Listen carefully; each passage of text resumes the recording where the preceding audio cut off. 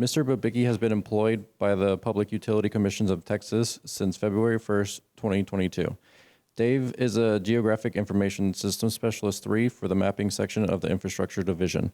He holds a Bachelor of Science degree in Rangeland Ecology and Management with a concentration on rangeland resources and a minor in Forest Ecology from Texas A&M University in College Station, Texas. Prior to working at the PUCT, he worked as a special utility district as a GIS specialist utilizing GIS software to create a digital footprint of the retail water utility district. Dave has over 10 years of GIS experience in network transportation, water resources, oil and gas, and environmental science. Please welcome Dave Babicki.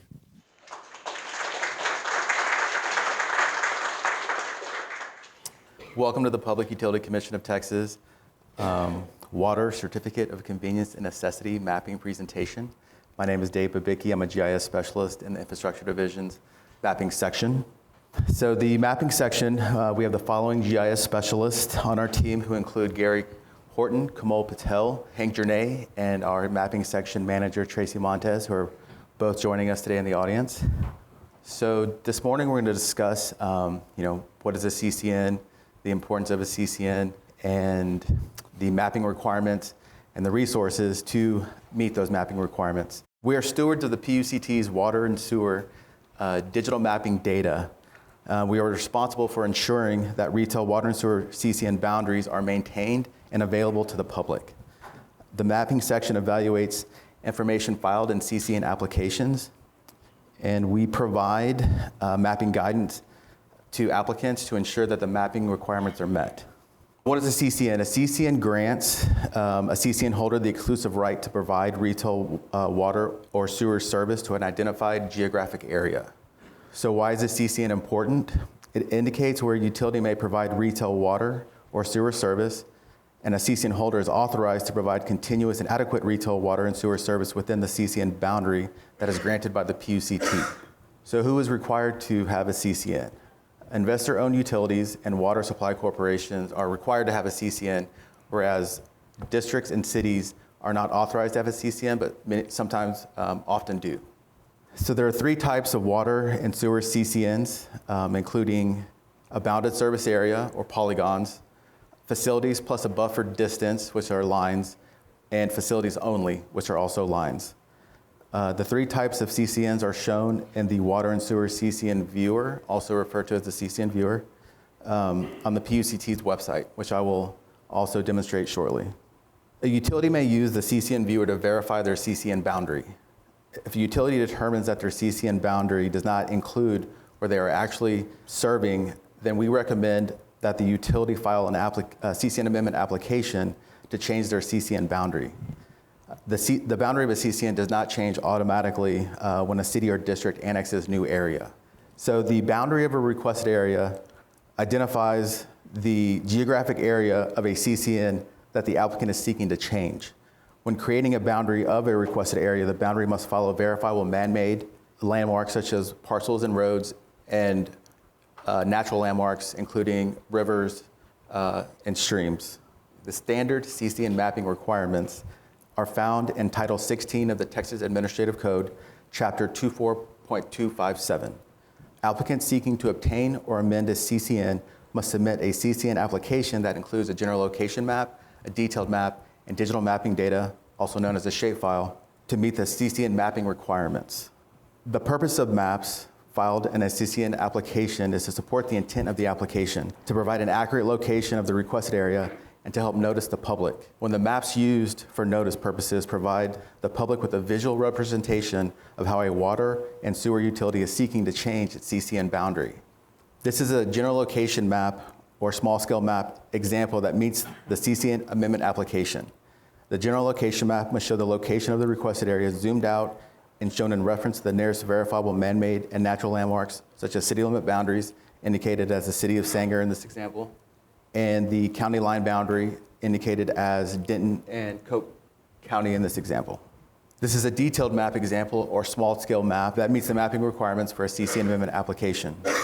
This map identifies the requested area that is zoomed in and shown in reference to the nearest north, east, south, and west verifiable man-made and natural landmark, such as roads, rivers, and railroads. If a utility needs their CCN boundary in a shapefile format, the CCN data is available for download from the CCN Mapping Information webpage.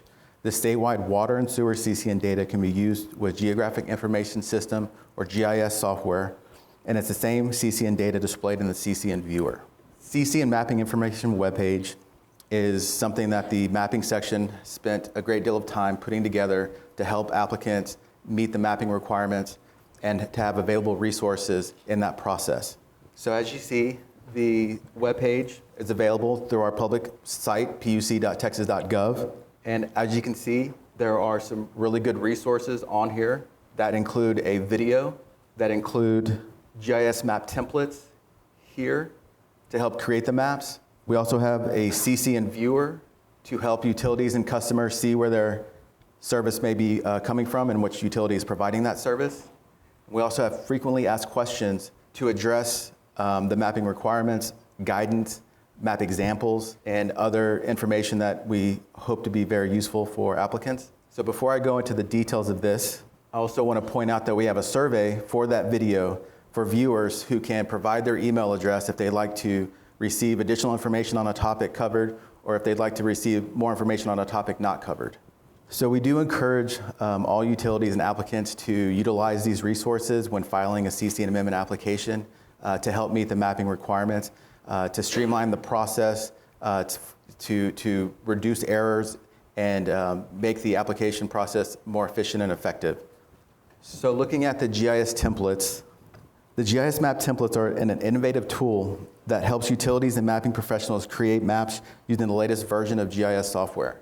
As you can see here, we have ArcMap, 2 versions of ArcMap, and ArcPro available. Each version has a shapefile folder loaded with cities, counties, roads, railroads, and hydrology used as base maps. These templates are editable and will streamline the process to create customized maps that meet mapping requirements for the main types of applications filed with the PUCT. A user guide with specific steps to work with these templates are available on our webpage. The mapping guidance video is a guidance video that provides the CCN mapping requirements for applications and essential mapping guidance in the form of a checklist. This checklist informs utilities and mapping professionals about what they need to know before creating and filing mapping information, the resources to help them create and file mapping information, and the support available from the mapping section staff throughout the application process. Additionally, the public is encouraged to complete the survey, which I mentioned a moment ago, to just provide the feedback as I mentioned. So looking at the FAQs, FAQ number 6 is where can I find map examples for applications and petitions? Clicking on that will pull up hyperlinks for different types of applications and petitions. And clicking on the first one, CCN amendment application, this pulls up the general location map example that we viewed a moment ago. Again, that meets the mapping requirements, that shows the requested area in reference to the nearest county boundary, city, or town, as well as the detailed map showing the requested area in reference to verifiable man-made and natural landmarks, including roads, rivers, streams, railroads. The map examples follow the same map titles and legends used in the GIS map templates so that utilities and mapping professionals may create similar maps for these types of applications and petitions. Looking at FAQ number 4, what is the CCN mapping guidance for applications and petitions? You'll see that there are some guidance documents. One named the key to map titles and legends for general location and detailed maps. This tool helps utilities and mapping professionals determine the map title and legend that supports the intent of the application. In addition, this document indicates the same map titles and legends used in the map examples and GIS map templates provided on the webpage. So again, it gives some information as far as the purpose, description, how to use it. And I will go to the second page, which shows the key and the different types of applications and petitions, the action taking place, the map title for an example, and the map legend. And again, these would be similar to what you would see on the GIS map templates and map examples.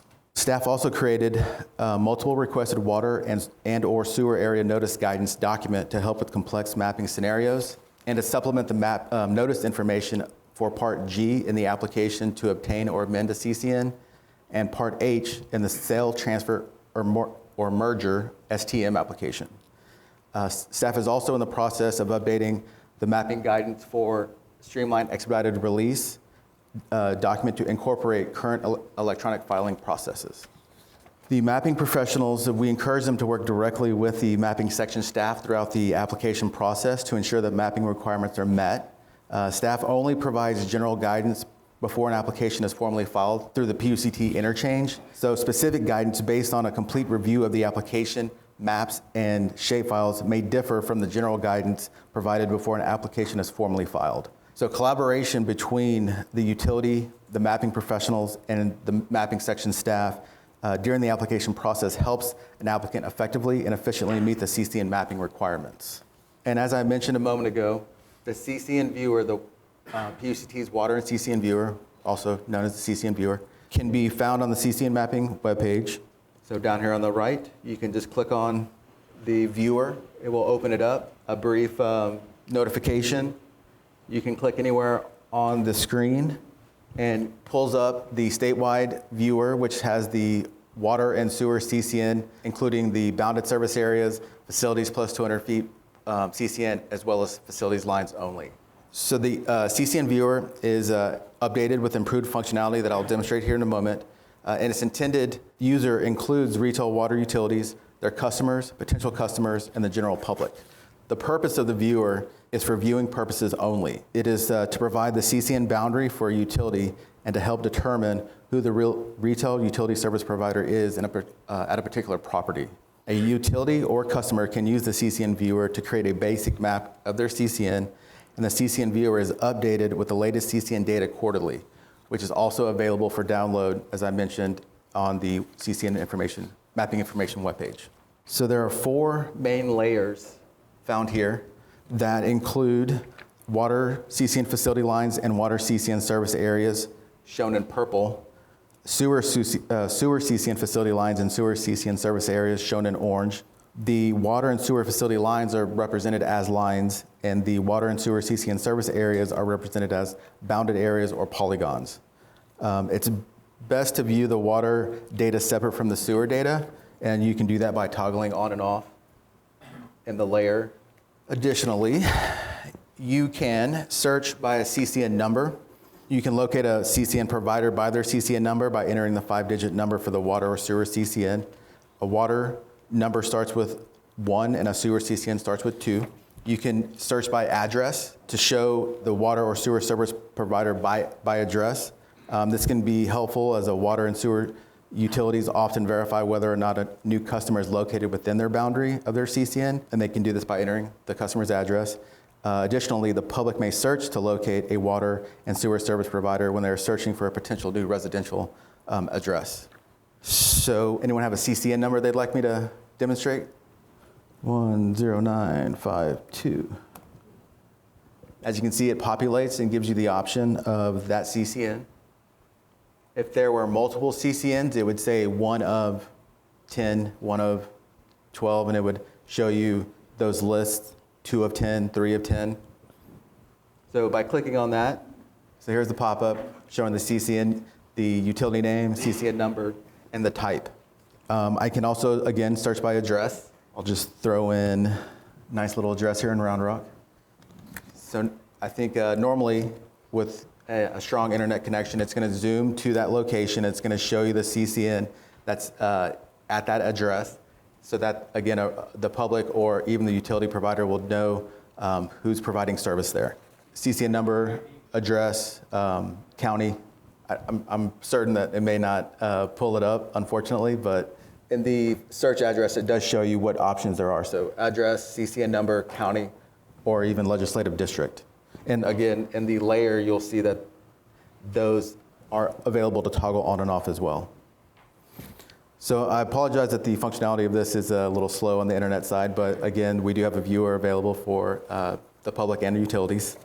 There is a difference between the CCN boundary shown on the CCN viewer and the boundary displayed on the Texas Water Development Board. If a CCN holder changes the boundary of their water service boundary, or called the water service boundary on the Texas Water Development Board's viewer, this does not change the CCN boundary located on the PUCT's CCN viewer. Okay, well, I appreciate y'all's attendance, and I hope y'all enjoyed the presentation, and we're here to answer any questions.